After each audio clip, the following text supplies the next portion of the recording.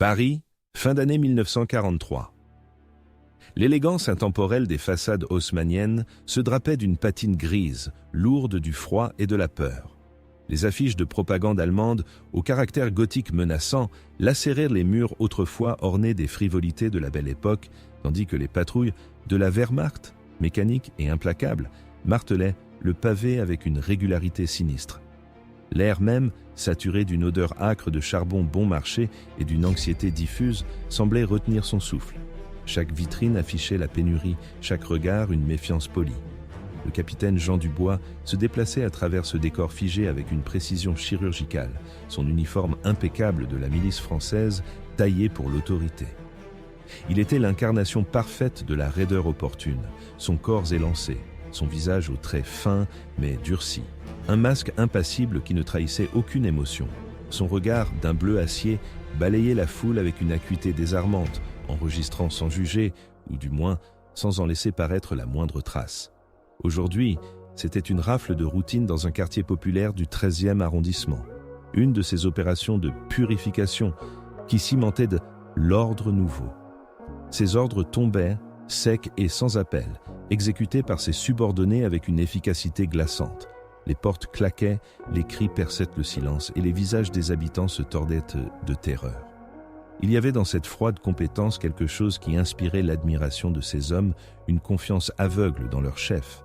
Pourtant, sous l'apparente maîtrise, une microseconde de vacillement trahissait d'une fissure, un tremblement presque imperceptible de sa main gantée sur la crosse de son pistolet, un regard furtif vers une mère effrayée, serrant son enfant contre elle comme une dernière relique. Dubois ne s'attardait jamais, mais chaque acte, chaque visage croisé était une écharde plantée plus profondément dans une âme qu'il s'obstinait à nier. Il obéissait scrupuleusement, mais la victoire n'avait jamais eu un goût aussi amer. La nuit, enfin, déploya son voile salvateur sur Paris. Sous sa cape d'encre, Dubois se glissa hors de sa carapace officielle. Il changea de quartier, empruntant les ruelles labyrinthiques du Marais, où l'obscurité était une complice et chaque façade tordue racontait une histoire. Il s'engouffra dans un bistrot discret, à l'enseigne rouillée et au verre embué, dont le nom, le Chardon, évoquait une résistance piquante. L'arrière-salle, plus sombre et enfumée que la salle principale, sentait le tabac froid et le vin bas de gamme. Au fond, dans l'ombre, une femme l'attendait. Sophie. Elle était d'âge mûr, vêtue modestement d'une jupe de laine et d'un gilet usé, le genre de femme que l'on ne remarque qu'à son second coup d'œil. Mais ce second coup d'œil révélait un regard pétillant d'une intelligence vive, une détermination farouche qui brûlait sous une façade de résignation. C'était le Rossignol, son contact principal au sein du réseau Liberté subterranéenne. Les nouvelles, demanda-t-elle sans préambule, sa voix grave, à peine plus qu'un murmure masquant l'urgence. Dubois, sans un mot, détacha un bouton de sa veste, un geste d'une dextérité à peine croyable. À l'intérieur, roulés serrés, 3 microfilms. Il les lui tendit. Mouvement de troupes allemandes sur le front de l'Est, quelques patrouilles, de la Gestapo prévues pour la semaine prochaine et la liste des nouveaux collaborateurs à surveiller, énuméra-t-il à voix basse, le ton neutre. Les habituels. Sophie examina les microfilms d'un œil averti. Les habituels ne suffiront plus, Jean, pas cette fois. Son regard, perçant, se fixa sur lui. La résistance prépare une opération majeure, quelque chose qui pourrait changer la donne. Mais pour cela, nous avons besoin de plus, des informations plus sensibles, plus profondes. Elle marqua une pause, le poids de ses mots palpables. L'ombre a besoin d'être éclairée de l'intérieur. Tu dois t'enfoncer davantage, gagner leur confiance, celle des plus durs, y compris Richter. Dubois sentit une vague de dégoût l'envahir, froide et amère. Richter, l'Obergruppenführer, un homme dont la cruauté était aussi raffinée que sa politesse. Il jouait un rôle, il le savait. Un rôle nécessaire, ignoble, mais nécessaire. Chaque accolade forcée, chaque ordre brutal donné en son nom le laissait avec le goût du sang dans la bouche. S'enfoncer davantage, c'était accepter de se perdre un peu plus dans les méandres de l'infamie. « Sophie, je suis déjà... à la limite ?» acheva-t-elle, un sourire triste effleurant ses lèvres. « Nous le sommes tous, Jean. Mais la liberté a un prix, et ce prix n'est jamais bon marché. Tu es l'homme qui peut nous apporter ce que personne d'autre n'aura. Sois l'homme qu'ils veulent que tu sois, et oublie l'homme que tu étais. La menace de l'échafaud allemand d'un côté, la balle d'un résistant pour trahison de l'autre. Dubois était pris entre deux feux, naviguant dans un purgatoire personnel. Il était un funambule sur le fil du rasoir, le vide béant sous chaque pas. Il hocha la tête sans prononcer un mot. Le silence répondait à tout dans ces jours de plomb. Il avala la bile qui lui montait à la gorge, le visage redevenu le masque qu'il avait appris à porter.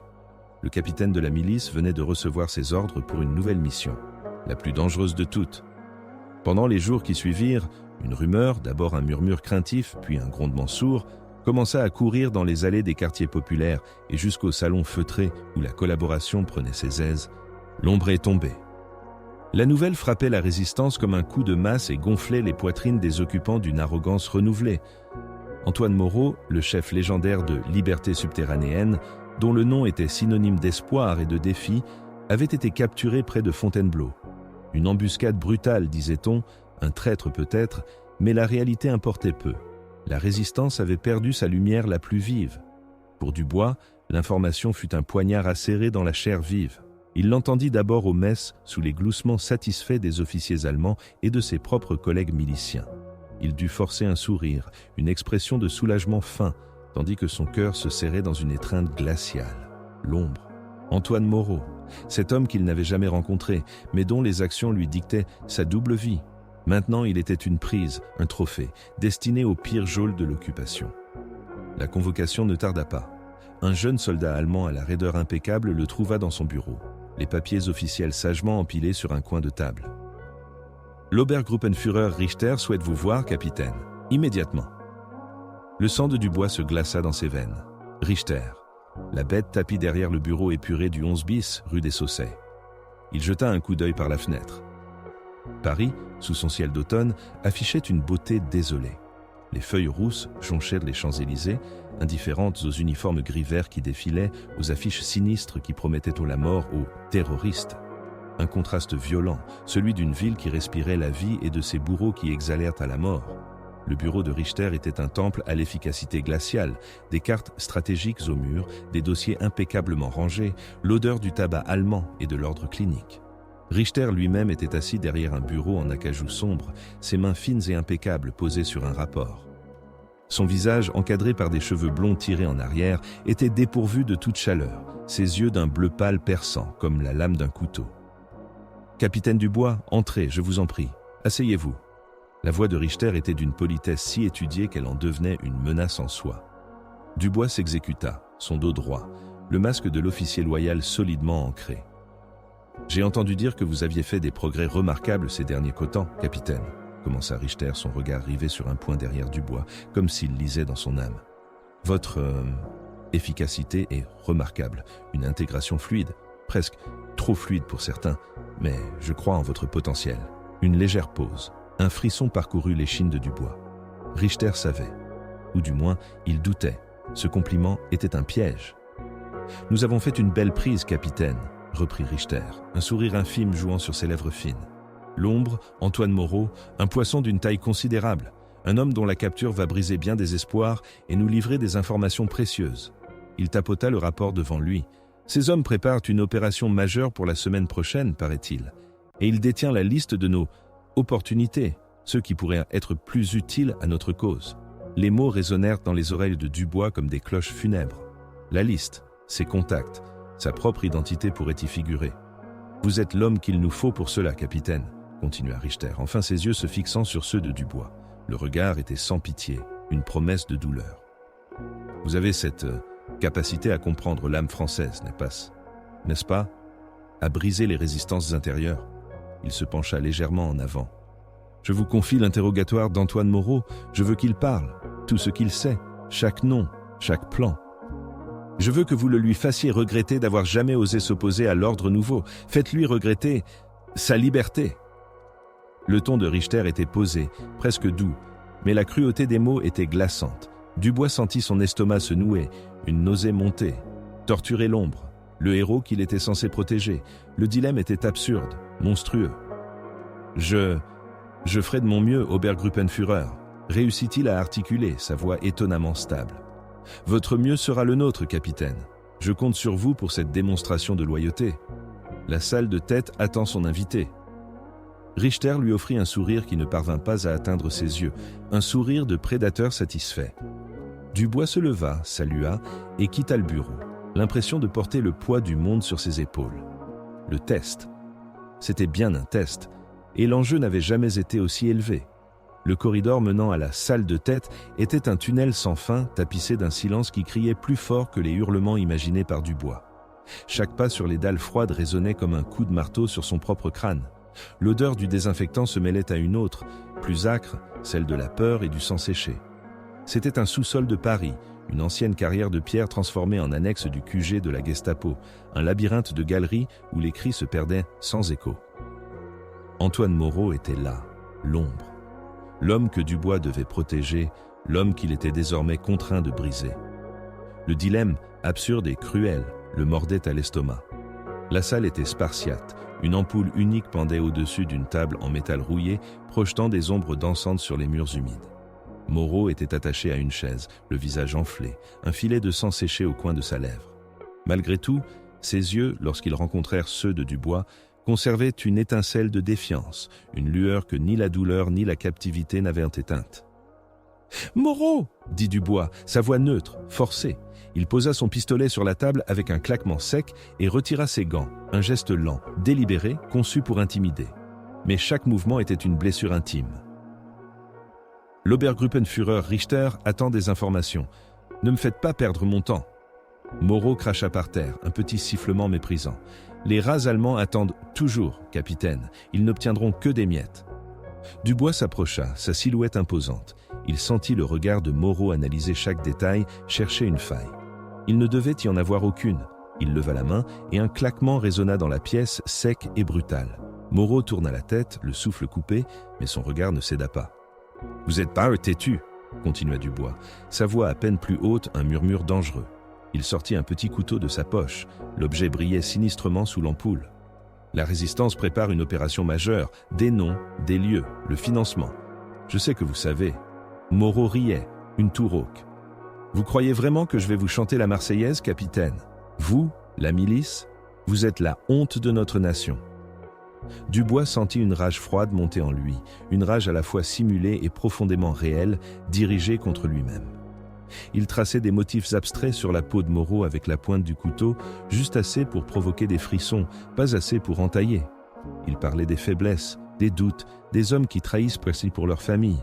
Il énumérait des noms, des adresses, des détails qu'il avait lui-même fournis à Sophie, des informations déjà obsolètes ou inventées, un balai macabre pour Richter qui, il en était sûr, écoutait quelque part. Moreau endurait. Ses yeux le fixaient, cherchant au-delà de l'uniforme, au-delà du rôle. Il y avait une intensité dans ce regard qui déstabilisait Dubois. Était-ce de la haine pure? Ou y avait-il une étincelle de compréhension, un signe qu'il percevait la farce monstrueuse? La liste, Moreau, dit Dubois, sa voix plus dure, son visage impassible. La liste des contacts que vous avez au sein de l'administration, des officiers, de la milice. Peut-être? Moreau cessa de respirer. C'était la cible sensible. Richter voulait cette liste. Dubois avait besoin d'obtenir quelque chose de crédible. À cet instant précis, un grondement sourd ébranla les fondations. La lumière vacilla, puis s'éteignit, plongeant la pièce dans une obscurité absolue. La poussière commença à tomber du plafond en fine cascade avant que le grondement ne se mût en un rugissement terrifiant. La terre trembla, un craquement assourdissant de pierre et de métal se fit entendre. Des pans entiers de murs se détachèrent. La poussière devint un nuage épais et suffocant. Dubois fut projeté au sol, heurtant sa tête contre le carrelage. La douleur explosa, mais l'instinct de survie prit le dessus. Il tendit la main, tâtonnant dans le noir chaotique, la gorge remplie de poussière et de débris. Il entendit un gémissement. Moreau. Le silence, assourdissant après le fracas, s'installa. Un silence épais, pesant, comme la chape de pierre qui venait de s'abattre sur eux. L'air était irrespirable, imprégné d'une odeur de terre humide et de plâtre. Moreau? La voix de Dubois était un filet rauque, une toux puis une réponse faible. Toujours là, capitaine. On dirait que votre ordre nouveau vient de prendre un sérieux coup. Dubois tenta de se relever. Ses jambes étaient lourdes, sa tête tournait. Il sortit son briquet, alluma la flamme chancelante. La lumière révéla l'ampleur du désastre. Le plafond s'était effondré. La porte était ensevelie sous un monceau de gravats. Ils étaient pris au piège, seuls. Le tortionnaire et sa victime, la milice et l'ombre. L'ironie était une lame froide dans son estomac. Le briquet de Dubois projetait des ombres dansantes sur les gravats et les murs lézardés, peignant un tableau de destruction irréelle. L'air était lourd, saturé de poussière fine qui piquait la gorge et les yeux. « Toujours là, capitaine », répéta Moreau, sa voix désormais plus qu'un murmure, empreinte d'une amertume sèche. « On dirait que votre ordre nouveau vient de prendre un sérieux coup, et nous avec. Ironique, n'est-ce pas ?» Dubois lutta pour maîtriser le vertige. Sa tête cognait, mais il ignorait la douleur. Il balaya la flamme vacillante sur l'amas de pierres et de poutres tordues qui bouchaient ce qui était autrefois la porte. Aucun espoir de sortie par là. Il fit de même vers le plafond éventré, d'où de nouvelles fissures partaient comme les branches d'un arbre mort. « Très », répondit Dubois d'une voix neutre. Il s'accroupit, tâtonnant à travers les débris. Il ne trouvait pas son pistolet, mais sa main rencontra la gourde qu'il avait sur lui. Quelques gorgées, pas plus. Il la tendit à Moreau. « Buvez !» Moreau hésita. Son regard, même dans la pénombre, était une question tranchante. Pourquoi cette offrande? Le bourreau était-il devenu le sauveur, ou était-ce une nouvelle ruse? La soif l'emporta. Il prit la gourde, leva les yeux vers Dubois et but une petite gorgée. L'eau était un baume froid sur sa gorge irritée. « On est dans un cul-de-sac », constata Moreau en rendant la gourde. « Et vous, capitaine, vous avez l'air d'un chien pris au piège avec le gibier. Quelle chute !» Dubois s'adossa à ce qui restait d'un mur, scrutant l'obscurité au-delà de la flamme. Une faille dans le sous-sol, sans doute, ou bien un bombardement lointain qui a ébranlé la terre. Peu importe, nous sommes là. Il désignait les gravats. Pas de sortie visible. Il n'y avait aucun avantage à mentir sur la situation. La survie commandait la vérité brute. Les jours suivants s'étirèrent, un calvaire de ténèbres et de soif. Le briquet de Dubois s'éteignit rapidement, laissant place à une obscurité presque absolue, seulement percée par la lueur faible et sporadique de sa montre phosphorescente. Ils découvrirent une petite flaque d'eau de pluie filtrant à travers les roches qu'ils rationnèrent avec une rigueur militaire. Quelques barres de chocolat, oubliées dans la poche de Dubois, devinrent leur unique nourriture. La méfiance initiale évolua, non pas en amitié, mais en une coexistence forcée, tendue, où chaque mot était pesé. Moreau, malgré sa faiblesse physique grandissante, gardait une acuité mentale redoutable. Il ne cessait de sonder Dubois. « Alors, capitaine !» commença Moreau un jour, sa voix maintenant rauque, un filet d'eau entre les gorgées.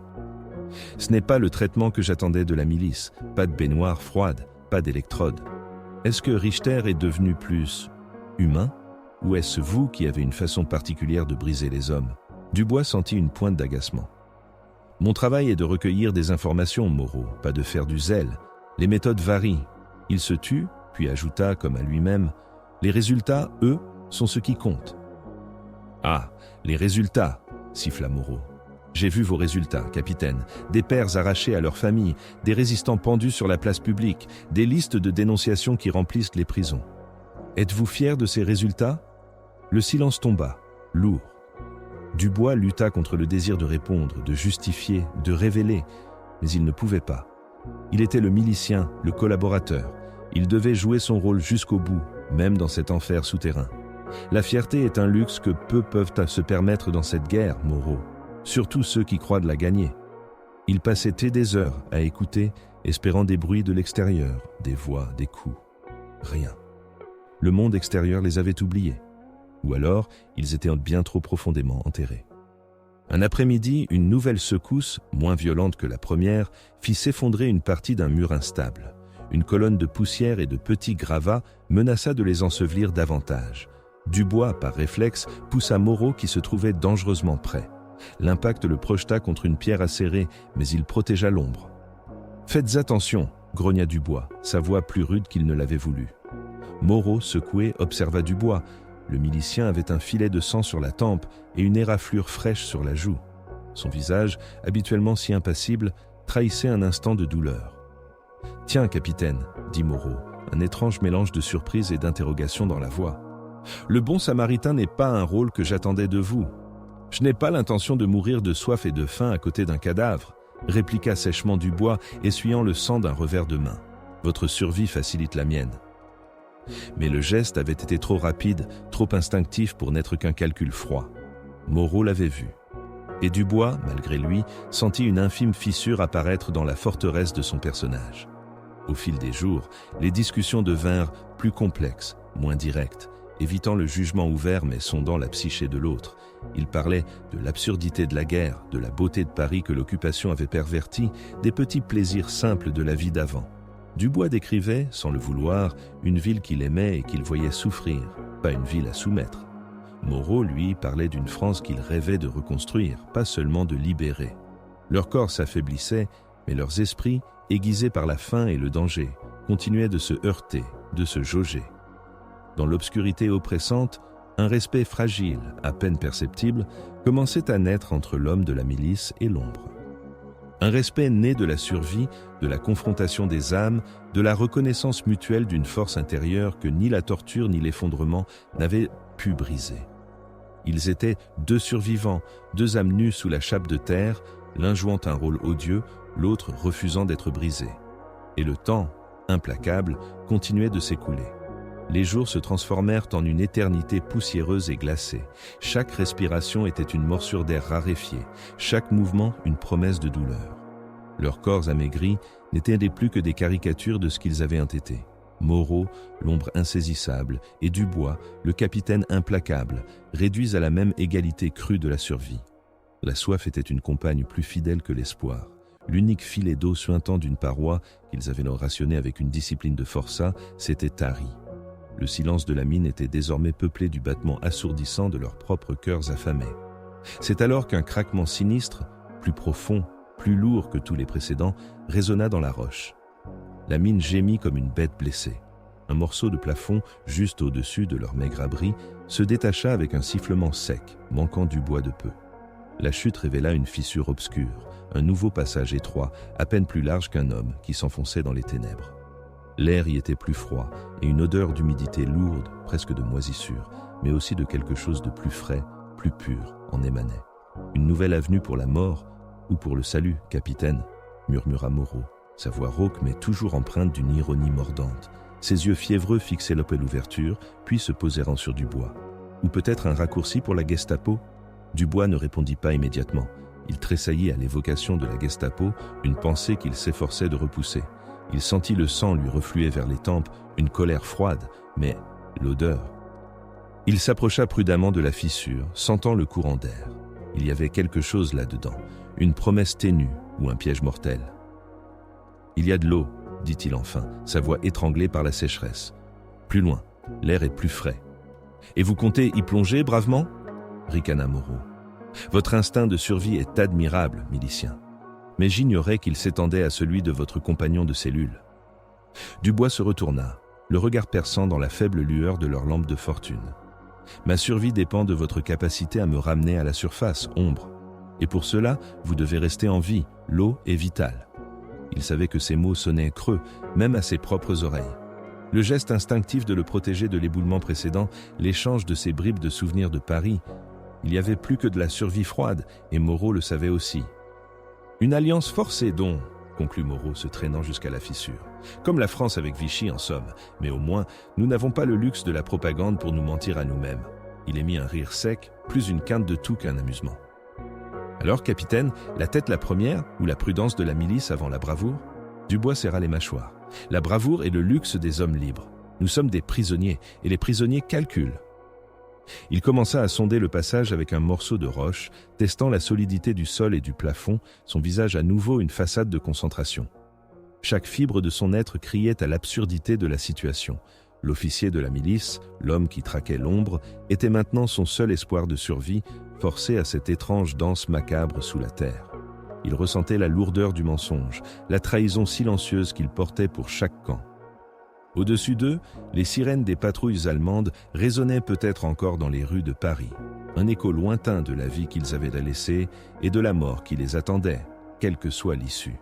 « Préparez-vous », dit Dubois, sa voix à peine audible. « Nous allons explorer. » Dubois s'engagea le premier dans le passage étroit, son corps rigide, presque une lame d'acier tendue dans la pénombre.